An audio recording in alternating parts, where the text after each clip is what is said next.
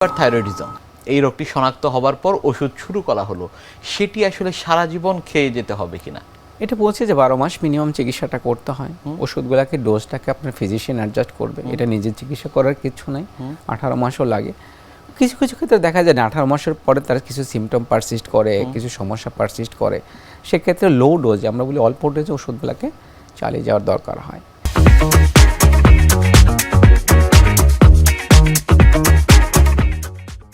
কিন্তু কথা হচ্ছে ওষুধ তো আপনি চালালেন, রোগী ভালো হলো, সমস্যা কিন্তু চলে যায় এবং রোগীগুলো এত ড্রামাটিক্যালি উন্নতি করে যে রোগীগুলো কিন্তু আপনার উপর একটা বিশাল দোয়া বহন নিয়ে আসে। স্যার আমি এত খারাপ ছিলাম, কেউ আমার রোগ ধরতে পারতেছিল না, অথচ আমি ভালো হয়ে গেলাম।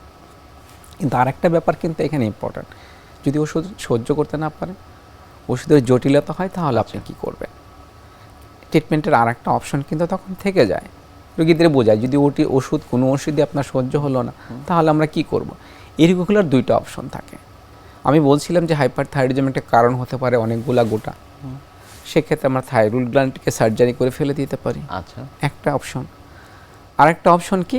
আরেকটা অপশন হচ্ছে আপনার রেডিও আয়োডিন ট্রিটমেন্ট বলি আমরা, অর্থাৎ রেডিও আয়োডিন যেটা বলি, তেজস্ক্রিয় পরমাণু যেটা, তেজস্ক্রিয় আয়োডিন খাওয়াই দিই, তার ফলে কি হয়, এই রোগটা ভালো হয়ে যায়। এখন তেজস্ক্রিয় আয়োডিন তো সবাইকে খাওয়ানো যাবে না।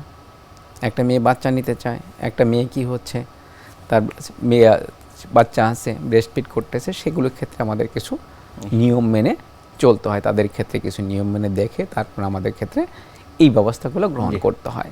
অনেক ধন্যবাদ আপনাকে আমাদের আজকের এই অনুষ্ঠানে আসবার জন্য। আপনাকেও ধন্যবাদ। সেই সাথে এনটিভির অগণিত দর্শককে আবার আমার শুভেচ্ছা।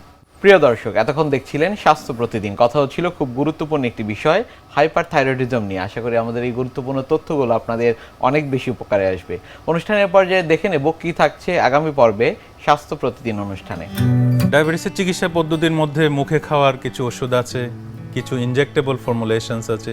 ইনজেক্টেবলগুলোকে আবার কয়েকটা গ্রুপে আমরা ভাগ করতে পারি। কিছু আছে ইনসুলিন প্রিপারেশন, কিছু আছে নন ইনসুলিন প্রিপারেশনস। তো একটা সময় ছিল যখন বলা হতো যে মেটফর্মিন জাতীয় ওষুধ, মুখে খাওয়ার মেটফর্মিন ওষুধ দিয়েই চিকিৎসা করতে হবে প্রথমবারের মতো। যদি লাইফস্টাইল মডিফিকেশন করে ডায়াবেটিস কন্ট্রোলে না আসে, তাহলে মেটফর্মিন দিয়ে আমরা চিকিৎসা শুরু করব। বিশ্বের যে কোনো প্রান্ত থেকে যে কোনো সময় আপনাদের পছন্দের অনুষ্ঠান স্বাস্থ্য প্রতিদিন দেখতে ভিজিট করুন আমাদের পূর্ণাঙ্গ ওয়েব পোর্টাল www.ntvbd.com এ। এছাড়া এনটিভি সব জনপ্রিয় অনুষ্ঠান ও খবরের আপডেট পেতে ভিজিট করুন আমাদের ইউটিউব চ্যানেল ও ভেরিফাইড ফেসবুক পেজে। আজ এখানেই শেষ করছি, আগামীতে আবারও দেখা হবে। সে পর্যন্ত আপনারা সবাই ভালো থাকুন, সুস্থ থাকুন, এনটিভির সাথেই থাকুন। আল্লাহ হাফেজ।